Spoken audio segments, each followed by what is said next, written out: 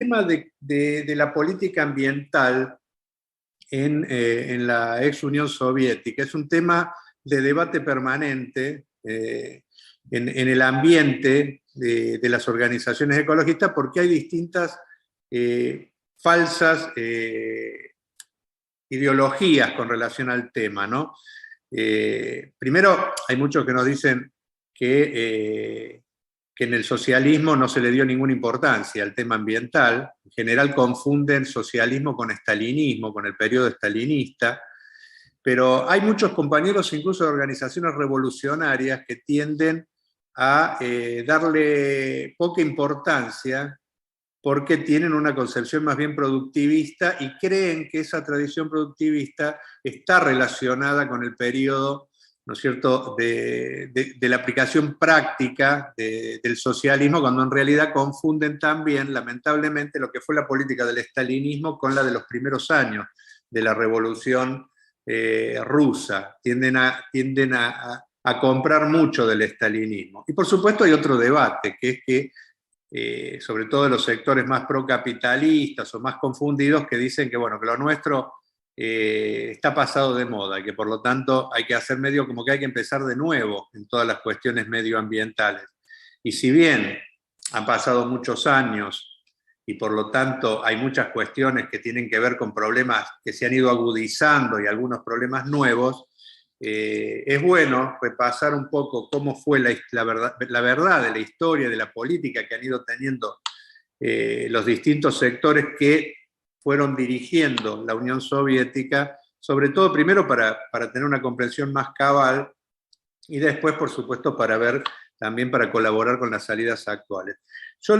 Una primera definición que nos parece muy importante contra todos los que opinan o no saben o no conocen y opinan porque no conocen, es que cuando se instaura el primer gobierno de los trabajadores, allá por 1917, bajo Lenin y Trotsky, se aplicaron medidas socioambientales de protección del medio ambiente. Incluso algunas fueron pioneras. Estamos hablando ya, ¿no es cierto?, de hace más de 100 años, donde incluso las problemáticas ambientales no eran tan agudas como las que estamos viviendo hoy, pero aún en aquellos momentos que había muchos problemas, porque el zarismo había sido, ¿no es cierto?, un gobierno imperial que le interesaba nada la conservación del medio ambiente. El primer gobierno obrero de la historia, el gobierno presidido por Lenin junto a Trotsky y los bolcheviques, le dio mucha importancia al problema ambiental. Esto no se conoce mucho, pero es importante que lo conozcamos. Por ejemplo, Lenin, que se preocupaba permanentemente por estos temas, impulsó una serie de medidas que fueron pioneras a nivel mundial. O sea, fue el primer país bajo ese gobierno, estoy hablando del periodo del 17 de la década hasta finales de la década del 20. Por ejemplo, se crearon las primeras reservas de bosques con la concepción de que había que cuidar, ¿no es cierto?, en estas reservas todo para que las generaciones futuras pudieran disfrutarlas. Pero ojo, no solo se protegían los bosques, sino también se protegían en esas zonas las aguas, los minerales, o sea, todo el subsuelo. Se prohibía la caza, porque también se protegieron una serie de especies. Bueno, estaban prohibidos los desmontes, las cosechas, la recolección de frutos. O sea, en esas reservas, ¿no es cierto?, se protegía todo el ecosistema. Y aparte de esto, se le permitió a una serie de científicos que estudiaran en esos lugares para ver, ¿no es cierto?, cuáles eran las condiciones en las que se desarrollaba el ambiente sin la agresión humana, para sacar conclusiones que fueran útiles hacia el futuro. Incluso estoy hablando, por ejemplo, estas leyes fueron del año 1919, 1920. También se protegieron una serie de especies que estaban prácticamente en peligro de extinción por la caza indiscriminada, como los alces, las cabras salvajes, el tigre siberiano. E incluso se prohibían también las armas de caza. fue el primer país donde, por ejemplo, se instauró el tema temporadas de caza, que ahora es muy común en muchos lugares, pero en aquel momento no existía y por lo tanto había caza indiscriminada durante todas las épocas del año sobre cualquier especie. Entonces no solo se protegían las especies, sino que también se aplicaron las primeras medidas tendientes a evitar que en determinados periodos del año, ¿no es cierto?, se pudiera avanzar sobre las especies. Se le dio una importancia tremenda a la ciencia y al estudio de todas estas problemáticas, a tal punto que se le dieron fondos a la Sociedad de Conservación de la Naturaleza. Hubo científicos, ¿no es cierto?, que se desarrollaron y se hicieron pioneros en estas cosas, Oparin, Vavilov, Stanchinsky, etcétera, etcétera. ¿No es cierto? Y también incluso se convocó a muchos científicos que no comulgaban en un principio con la Revolución de Octubre, pero que eran científicos que habían empezado a tomar esta problemática, el zarismo no les daba ningún tipo de importancia, y que se hicieron muy famosos porque incluso desarrollaron determinadas cuestiones que hasta el día de hoy, ¿no es cierto?, se siguen utilizando. Por ejemplo, el geoquímico Vladimir Vernadsky, que planteó el concepto de la biosfera, el zoólogo Sobennikov, el botánico Borodín, que también tenían reputación internacional, el ingeniero agrónomo Podiapolsky, que fue el que presentó a Lenin la propuesta de la reserva de Astracán en 1919. ¿Por qué es importante todo esto? Porque todos estos científicos, que muchos no comulgaban con el bolchevismo, se terminaron haciendo bolchevico porque fue el primer gobierno que le dio importancia a la tarea y al tema. Lamentablemente, muchos de estos científicos terminaron en las cárceles o siendo asesinados cuando vino la contrarrevolución, protagonizada y dirigida por Stalin, que fue el que fue revirtiendo una a una todas estas medidas. Por eso hay una primera confusión que hay que despejar, que es que muchos dicen en la Unión Soviética el marxismo, el leninismo, el trotskismo nunca le dio importancia a este tema. No, falso. En los primeros años de la revolución bolchevique se le dio una importancia decisiva y hay leyes, propuestas, políticas que se aplicaron que son vanguardia hasta el día de hoy porque fue el primer país que empezó a tomar estas medidas. Todo lo opuesto a lo que se intenta hacer creer de que en general solo se le daba importancia a la producción y sin importarle absolutamente nada de la naturaleza. Esto pasó, pero pasó después, en el periodo donde la burocracia, encabezada por Stalin, logra derrotar el proceso revolucionario.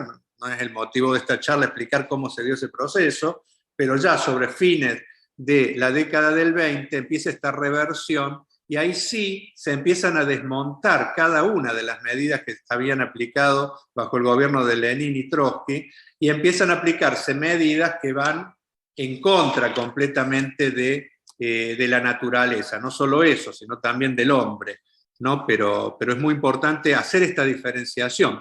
Podemos contar en la etapa estalinista, seguramente los compañeros que van a venir después de mí, Oleg y los compañeros de Ucrania van a poder desarrollarlo más, pero en el periodo estalinista no solo se revierten las políticas que se habían empezado a aplicar en el gobierno de Lenin y Trotsky, sino que se empiezan a aplicar medidas completamente agresivas sobre el medio ambiente.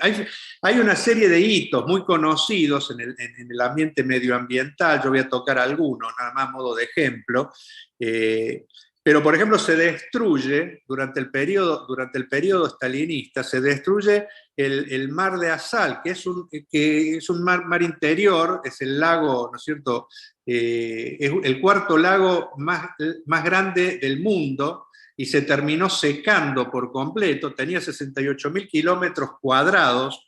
Esto se termina de secar en la década del 70, el lago porque imponen, la burocracia soviética quería desarrollar la industria del algodón a niveles acelerados y para eso desvía el cauce de los ríos que terminaban sobre este mar interior y se termina completamente convirtiendo en un desierto, que incluso era tan grande el lago que ese desierto fundamentalmente está sobre 2 repúblicas, pero abarca 4 repúblicas de la ex Unión Soviética, ¿no es cierto? Y el resultado no solo fue la desertificación, sino que también fruto de los pesticidas, ¿no es cierto?, que se habían puesto para desarrollar rápidamente la industria del algodón, terminó todas las napas contaminadas y el polvo que generó la desertificación con esos agroquímicos que estaban allí, los pesticidas, etcétera, terminaron siendo una fuente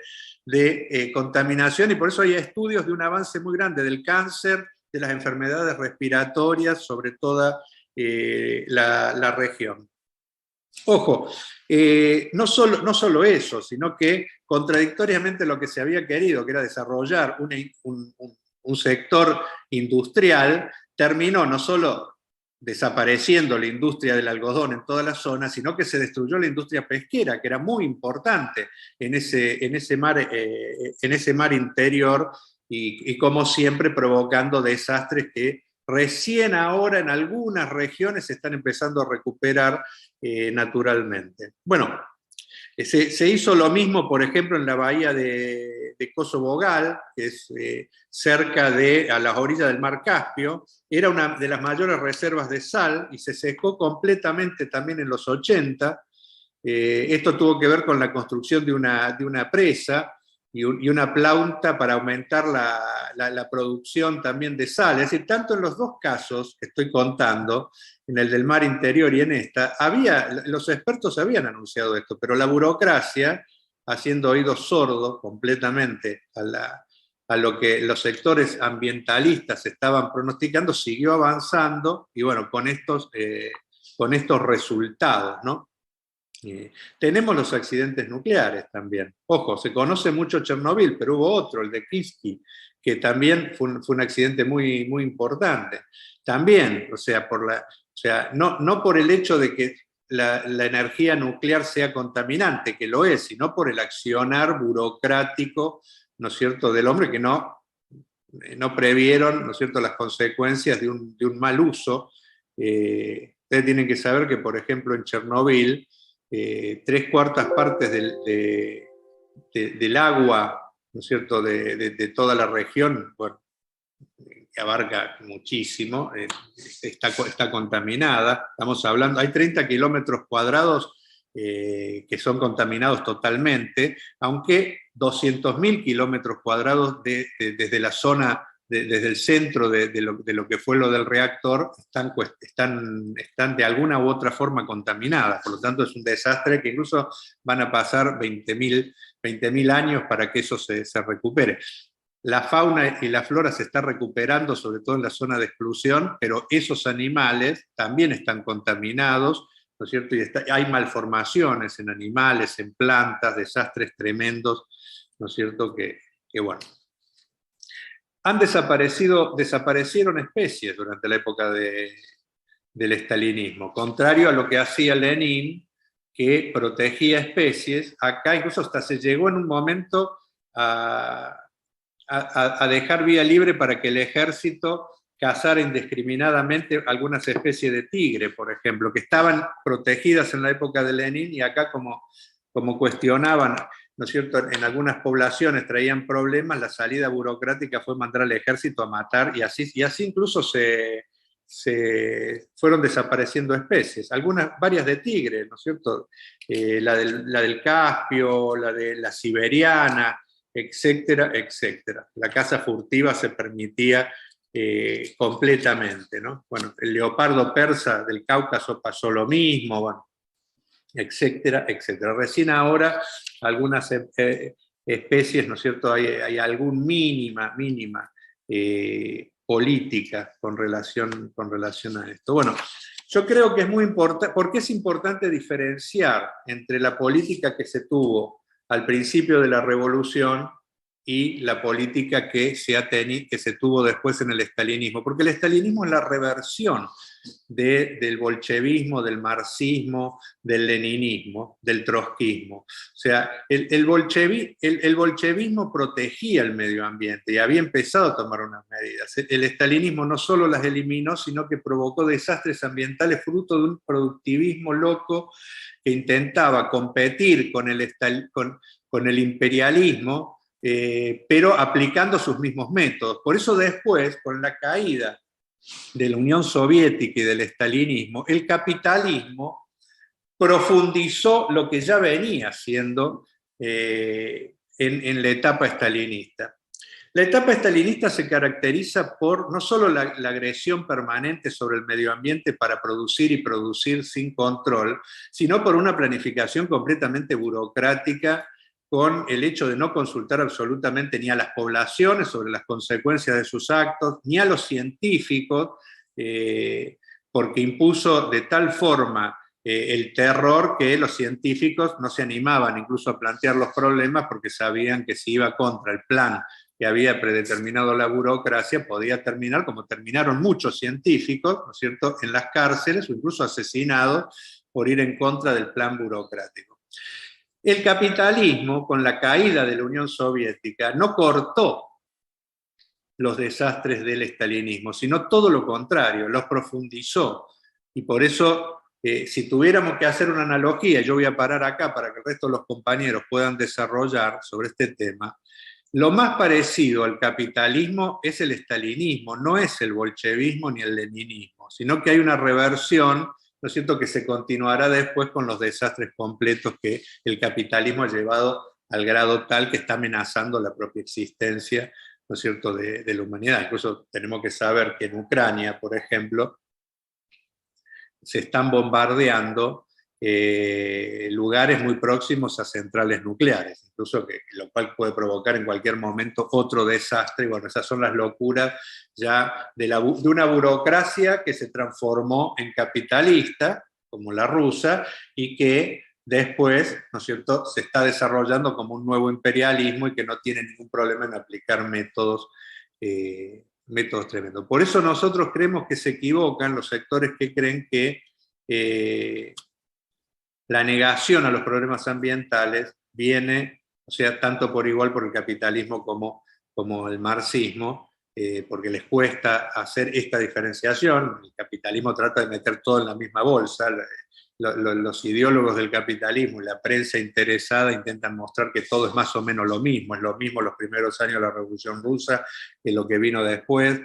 Y que, bueno, aunque plantean que el capitalismo intentaría revertir esto cuando estamos viendo las consecuencias. Por eso es muy importante que elaboremos un programa que tome en cuenta muchas de las medidas que en aquel momento se aplicaban a principios de la Revolución Rusa, pero que sobre todo sean medidas anticapitalistas, porque si no vamos a un sistema donde no solo se proteja el medio ambiente, donde la producción tenga que ver con la sustentabilidad que se necesita para no seguir agrediendo al medio ambiente y por lo tanto poniendo en riesgo la propia vida de todas las especies y la vida en la Tierra. ¿Cierto? Hace falta tomar esas medidas, pero esas medidas solo se pueden tomar si rompemos con este sistema, y son los trabajadores, los sectores populares los que deciden, porque sin una democratización real, donde como todos los resortes de la economía y el conjunto de las medidas se planifiquen democráticamente, sin una salida democrática global que tenga en cuenta lo que piensan, ¿no es cierto?, las comunidades, que tenga en cuenta aquellos que sufren las consecuencias de las medidas y se tomen medidas para eliminar directamente una serie de actividades que de ninguna manera pueden ser utilizadas bajo ningún argumento, esto, ¿no es cierto?, por supuesto, puede seguir avanzando. Así que bueno, ese es mi pequeño aporte para contar un poquito esto, que es muy importante que todos lo sepan, sobre todo los sectores de izquierda, que profundicen sobre estos temas para ver que ha habido una experiencia concreta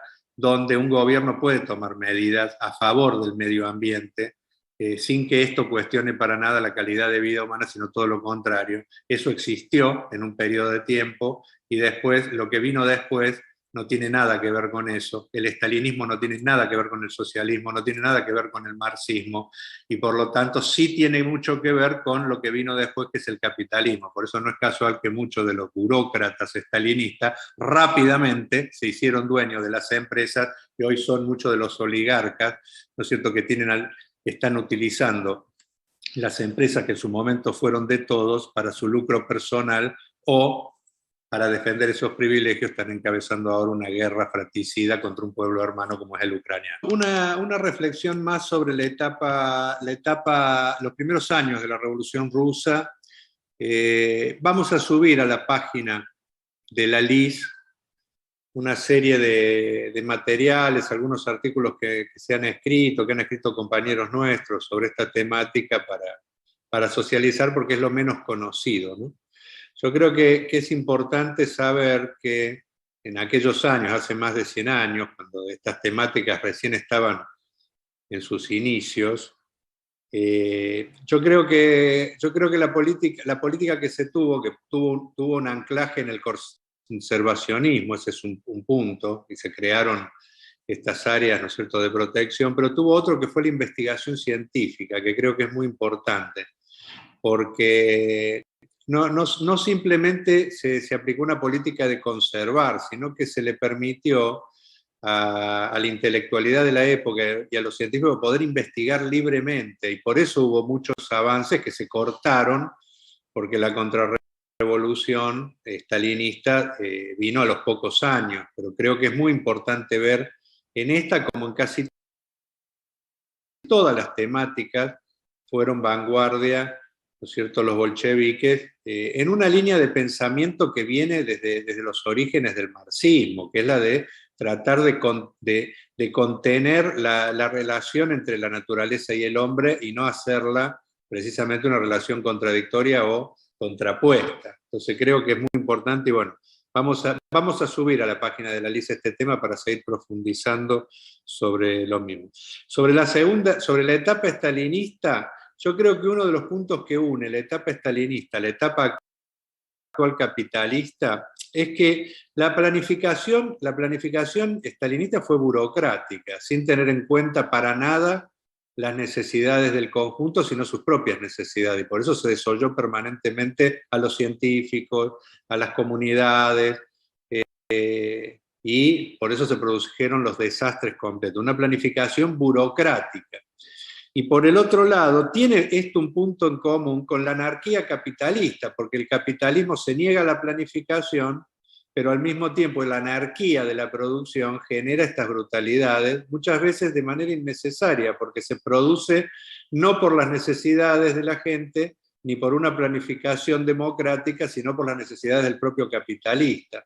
Entonces creo que la planificación burocrática por un lado y la anarquía capitalista por otros tienen un punto de continuidad. Y la contracara de todo esto es una planificación democrática con un peso fundamental en la democracia de los trabajadores de las comunidades, que creo que es lo que se aplicó en los primeros años de la Revolución Rusa y lo que tenemos que recuperar en una sociedad socialista, ¿no es cierto?, si queremos realmente que se pueda cada vez más hacer una producción sustentable con la naturaleza. Hubo una serie de preguntas donde qué es lo que habría que hacer. Yo creo que hay algunas actividades que hay que prohibirlas directamente, que es falso que son socialmente necesarias, sino todo lo contrario. El fracking se tiene que prohibir como actividad. O sea, la megaminería se tiene que prohibir como actividad. Tenemos que avanzar rápidamente a prohibir la energía que parte, ¿no es cierto?, de la energía fósil. O sea, tenemos que ir a otro tipo de actividades. Tenemos que prohibir, por ejemplo, lo que nos contaba muy bien recién el compañero sobre lo que son las criptomonedas, las granjas esas que se están pululando por todos lados y que son contaminadas. Es decir, hay actividades que hay que completamente prohibir, y hay que reemplazarlas por otras actividades. Por ejemplo, la megaminería hay que prohibirla, y hay que volver a la minería tradicional cuando sea necesario, tampoco, ¿no es cierto?, de manera indiscriminada, y con un control social y la discusión democrática de las comunidades, que son las que tienen que terminar de decidir si esas actividades ¿no es cierto?, son útiles o no, o son contaminantes y prohibirlas.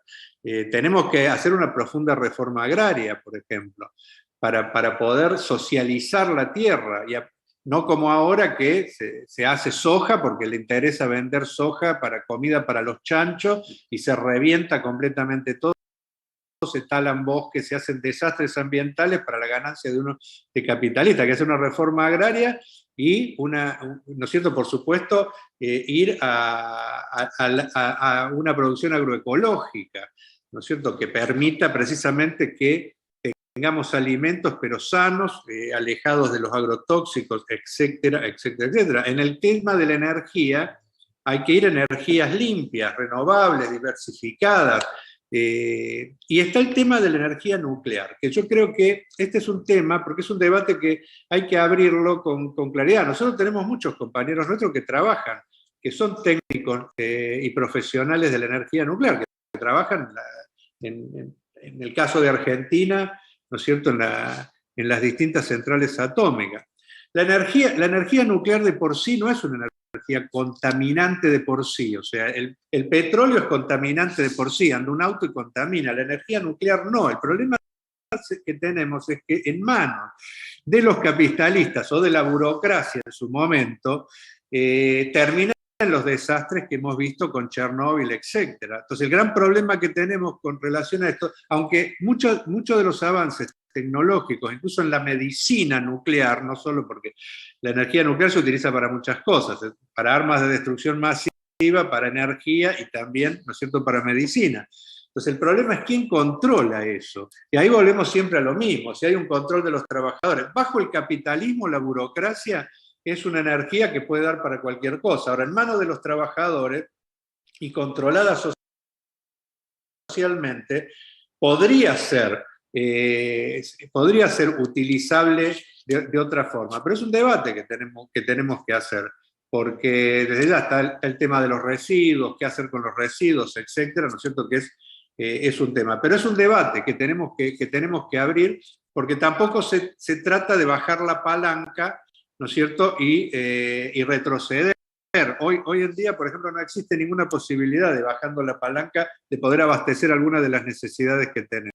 Entonces, hay debates que tenemos que... Lo que sí está claro es que no puede haber ninguna actividad que de por sí termine provocando un desastre ambiental, ya sea por provocarlo de manera directa o en manos de esta clase social, ¿no es cierto?, podamos permitirle, ¿no es cierto?, que la utilice de la forma que la utilice, que termina siendo negativa. Pero es un debate. El tema de energía nuclear divide aguas en todos lados. Nosotros tenemos muchos compañeros especialistas en el tema. Podríamos hacer incluso hasta un foro para discutir y habría dos caras, ¿no es cierto?, habría dos posiciones con relación a este tema. Yo creo que la salida para todos siempre es el control social, la democratización de las decisiones, tener en cuenta siempre la opinión de las comunidades para cada uno de los temas que se vayan a tratar y prohibir algunas actividades que ya se ha demostrado que son socialmente inútiles porque hay alternativas a la vuelta de la esquina que se podrían aplicar y que por esa vía permitirían salir. Pero el tema de la energía nuclear es un tema que tenemos que debatir porque hay mucha alegría también en algunas organizaciones medioambientales que no son anticapitalistas, ¿no es cierto?, que tratan con mucha liviandad el tema y proponen salidas que son utópicas o irrealizables. Nosotros necesitamos discutir propuestas que permitan avanzar a la humanidad y no retroceder. Y siempre con un marco, ¿no es cierto?, que es el tema de que no hay ninguna actividad que esté por encima de la naturaleza ni de la vida, y que por eso tenemos ese límite que tenemos que hacer. Con relación al tema hubo una pregunta que era cuáles eran las corrientes productivistas. Hay algunas corrientes dentro de la izquierda que opinan que no se puede frenar la producción y por lo tanto lo que hay que hacer es darle control social, pero sin frenar la producción. Y por lo tanto no se plantean prohibir determinadas actividades. Bueno, nosotros somos de la opinión de que hay algunas actividades que hay que prohibirlas. Preguntaban quién. Bueno, acá en la Argentina tenemos un debate con el Partido Obrero, por ejemplo.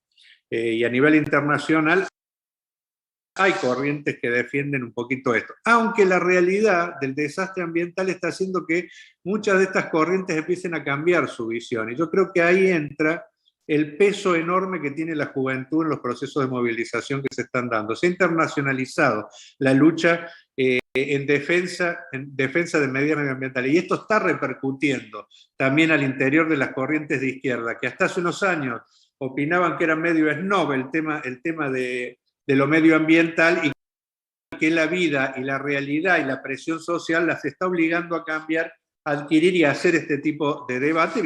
Bienvenido sea. Si uno hace 5 años había pocas organizaciones medioambientales ligadas a la izquierda, y sin embargo hoy casi todas las organizaciones de izquierda están desarrollando organizaciones medioambientales, ¿no es cierto? Porque es un hecho de la realidad que se impone, y bueno, no hace falta más que ver el planeta en qué se está convirtiendo para saber que le tenemos que poner un freno, porque no hay planeta B, y por lo tanto la única solución para la humanidad es terminar con este sistema e ir a otro sistema. Ahí viene, yo con esto termino, o sea, hablar de medidas medioambientales sin discutir terminar con este sistema, eso es utópico por completo. Mientras la clase social que hoy dirige los destinos de la humanidad en cada uno de nuestros países y a nivel internacional a través de las distintas organizaciones internacionales que tiene la burguesía y el imperialismo, mientras sea esa la clase social que dirija los destinos de nuestros países y del mundo, no hay ninguna posibilidad de revertir esta situación. Nos están llevando ya no solo la barbarie, sino a que la alternativa sea la extinción.